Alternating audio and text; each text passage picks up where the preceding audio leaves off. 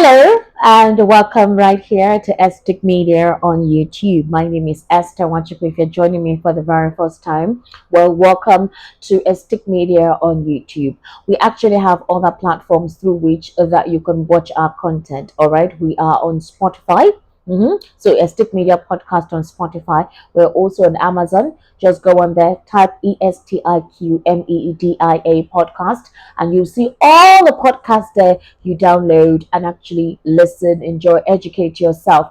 There is also TuneIn, that's also there, and of course the website www.estiqmedia.com. So like, share, comment, be part of the conversation. Let's grow this family. So what is the conversation that we're having today? The off-cycle elections took place on November 14, which was last week Saturday. Now, there were three states that were part of this off-cycle elections: Kogi, Imo State, and Bayelsa.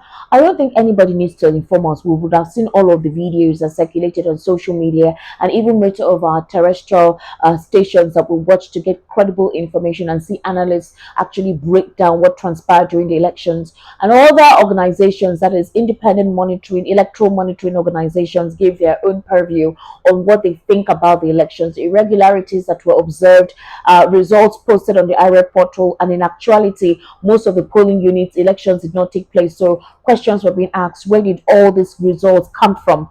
Well, Kogi State PDP governorship aspirant or PDP governorship candidate Dino Melaye has eventually opened up. Well, that particular day, though, he opened up. In fact, while the elections were ongoing, he said elections should be cancelled in Kogi, that none of the results actually mentioned by INEC in Kogi should be taken as serious because of the irregularities that were witnessed during the elections. Okay, so however, a few days after, Dino Melaye is furious. Now, let me give you this report. This is not amiable. This is actually what transpired.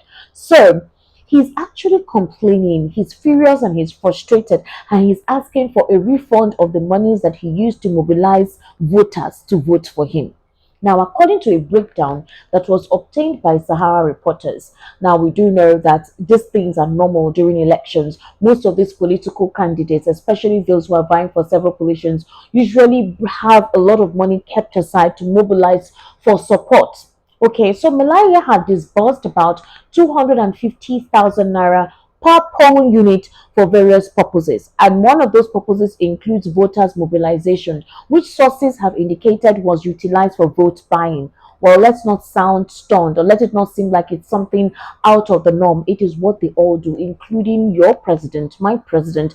These were part of the this is always part of the process in this part of the world when it comes for election, whether presidential, whether governorship, whether councillorship. This is basically how they seek support for their elections. All right. Now, an insider revealed that a substantial sum of 87 million naira was budgeted for voters' mobilization, with additional amounts allocated to polling officers and assistant polling officers. Now, let me even tell you something that is quite funny. You know that in Kogi, one of the polling units, before residents could go to that polling unit to cast their votes, there was already a pre-filled ballot paper whereby persons had already voted. People did not physically come, but voting ballot paper don't full. Now, this is also one of the things. You do have INEC officials indicted in this infraction. You do have security operatives too indicted in ensuring that elections go the way of a particular political candidate. Now, beyond that, these security operatives are well paid to ensure that results in particular polling units go the way of a particular political candidate. How they do it, we do not know. Sometimes they snatch ballot boxes. Sometimes they ensure that those coming into that polling unit are particular supporters of a particular political party. They mobilize their own persons to come in and vote for a particular political candidate. The thing is that they've all been financially settled. So when you hear voter mobilization, it also encompasses all arms that will ensure that that particular polling unit goes the particular way of a certain political candidate or for a certain political party. So Dino Melaye also was part of this act, but we don't know how extensive he went in ensuring that the mobilization of votes really comes his way. Well, it's obvious that it didn't work because he's complaining and he says he wants a refund of his money. In fact, we saw a breakdown of the money and how much was allocated to a particular polling unit and what it is actually meant for. Well, Melaye's frustration is stemming from the belief that key individuals within the People's Democratic Party, including a local government chairman and his campaign director general, they failed to deliver the election for him despite the substantial funds disbursed. Now, the report is suggesting that the PDP candidate, that is Dino Melaye, is specifically upset over the mismanagement of funds designated for vote buying purposes, with claims that certain individuals pocketed the money without fulfilling the intended objectives. Hello? Have you seen Nigeria of now? Do you know how people are suffering? It is not surprising if monies are pocketed. In fact, let me tell you, when it comes to elections and voting process, it's a chain reaction. Everybody must eat. The political party himself, or the political party and the political party candidates, the individual that they will call to mobilize persons that will come and vote for them, the persons that they will call that will come, those ones that will go and spread the news and tell us that, see, there is money to be made. See, there is a chain of profit, although the profit is temporary and the stipend given is quite appalling. But because of how poverty has been weaponized in this part of the world, people don't mind selling their conscience for as low as 2,000 naira, 3,000 naira, 4,000 naira, 5,000 naira. In fact, I watched one particular election, was during February 25, or the election before this 2023 election. One man was angry. When the press asked him questions, he said, Oga, why do they vex? The guy said, why won't I vex? That, can you imagine? Somebody called me and told me that this is how I will make money. The person promised me 10,000 naira to vote for their political candidate. The only person only gave me 5,000 naira, as if I'm a fool. The guy was angry not because he did his desired political candidate or political party did not win. No. He was angry that the money that he had promised him wasn't complete. 10,000 naira that you will spend in a day. That is it. People don't even care this time around. It's not their business. Their own is at the moment. How do you help me by ensuring that I'm able to eat, or whatever vices they're involved in that they use these funds for? That's all they're after. So when elections are coming up, this is what people are after. Not necessarily having to vote. Very few people literally want to just, objectively go and vote for a candidate of their choice. Well, apparently, it is who pays best that actually earns it. Well, this is basically why Dino Melaye is angry. He's furious. He said, what is the meaning of this? There are purported allegations that he allocated 3,510,000 naira per polling unit for local security, but claims a particular PDP local government chairman diverted the funds. Even local government chairman too make money from elections. Now, the fallout follows the electoral victory of Usman Ododo. Usman Ododo is the governorship candidate of the All Progressives Congress in Kogi State, and of course, INEC declared him as winner of the recent concluded off-cycle elections, and he polled about 446,237 votes. Now, Melaye trailed significantly in third place. He garnered 46,362 votes, while the candidate of the Social Democratic Party, Muntala Ajaka, came in second with 259 and 52 votes. Now, I don't know if you know, Muntala Ajaka went to INEC office in Abuja about 2 days ago, and he's demanding for the resignation of Dino Melaye, the current INEC chairman. He is saying that Dino Melaye is complicit in the infractions, in the irregularities, and in fact, INEC is basically the bane of what is transpiring in our supposed illicit elections. According to Ajaka, he's saying from the February 25, 2023 elections up until the off-cycle elections, INEC has been the one creating this discord, the distorted results. INEC is at the bane of it. And he's saying that he's not going to court because he believes that the judicial arm of government, that is our judiciary, has been bought over by the All Progressives Congress. So always the ruling will go in the favor of the APC. Some people advised him to go.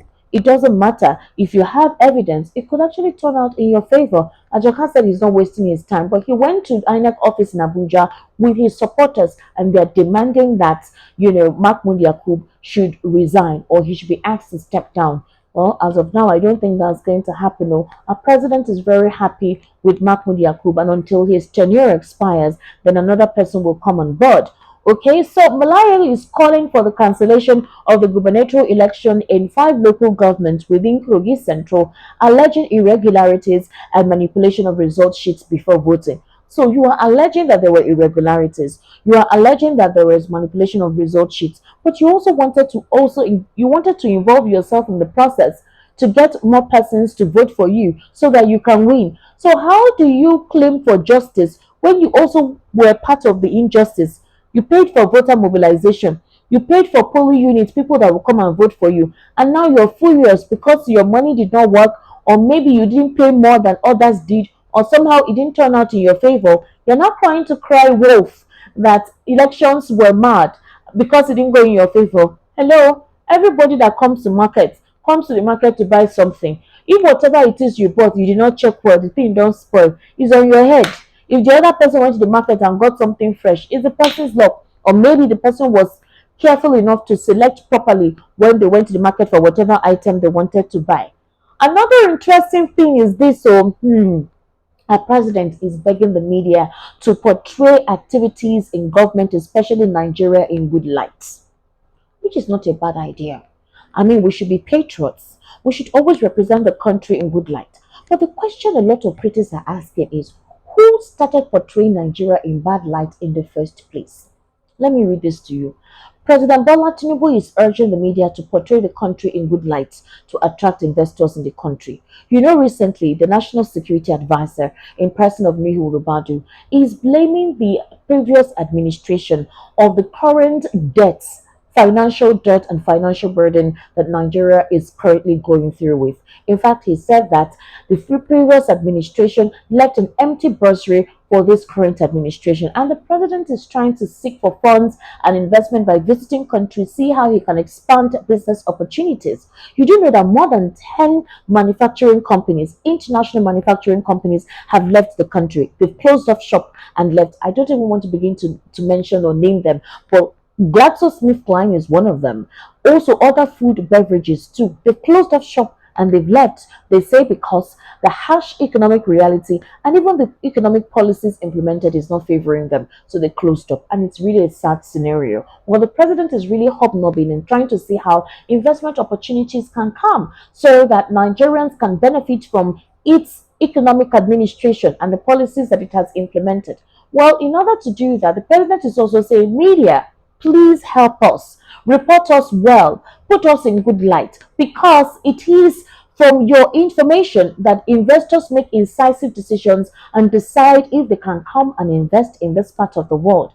But questions that are asked by critics is this, which is the fact that you're calling this, you made this statement through the Minister of Information, who is Mohammed Idris, and he represented the president in the recent All Nigeria Editors Conference organized by the Nigerian Guild of Editors in Uyo, Akwa Ibom State on Wednesday. Now, you're telling people that they should represent the country well, but you are involved in a lot of imbroglio which set international tongues wagging and asking questions about the authenticity of the Nigerian president and even Nigerians in diaspora, how authentic they are with the papers they present in most of the companies they work.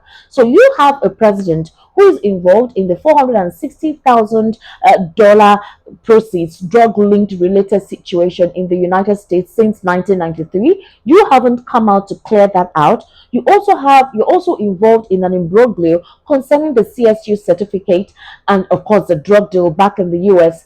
It has continued to elicit criticisms from Nigerians, especially since the Supreme Court affirmed the president as the winner of the February 25 elections. You did not come out to actually clear the table, clear these speculations, clear out the cobwebs surrounding your personality, surrounding your identity. And it set a lot of tongues wagging. A lot of people are asking questions, not just here, in countries outside this particular show. And you're asking, excuse me, you are telling us, well, your president is supposedly a fraudster. Your president is supposedly a forger. Your president is implicit in a couple of things that are illicit. So he hasn't come out to clear his name. How are you throwing the dunk to the media to be the one to give you, possibly try to whitewash your administration or whitewash the country? Well, the media will always do what they need to do at all times, which is to ensure that they represent the facts. Every credible media organization should do more research in representing the facts. But when it comes to the country as a whole, The representative of the country is the president. If you have this kind of imbroglio surrounding you, the right thing for you to do is to clear your name. Tell people, did you present a fourth certificate? You even made it worse. You whetted the appetite of a lot of people by asking the FBI not to release your academic record. You tried on several occasions to stop the court in the US from releasing your academic record to your opponent, Atiku Abubakar. You actually made a lot of people question the reason why you were adamant on ensuring that he doesn't have his hands on those academic records. So, you mean a way you kind of made the verification on the speculation about the authenticity of your CSU document that possibly there is something to look into when you on several occasions try to block a lot of persons having access to that document. However, the president is making the right choice.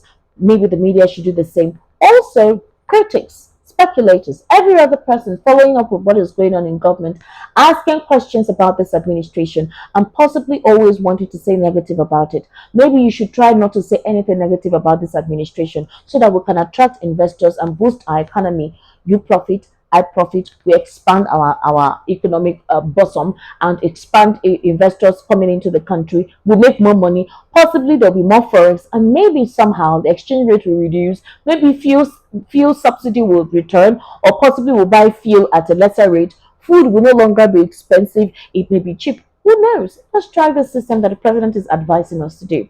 So for now, bye, have fun, be good.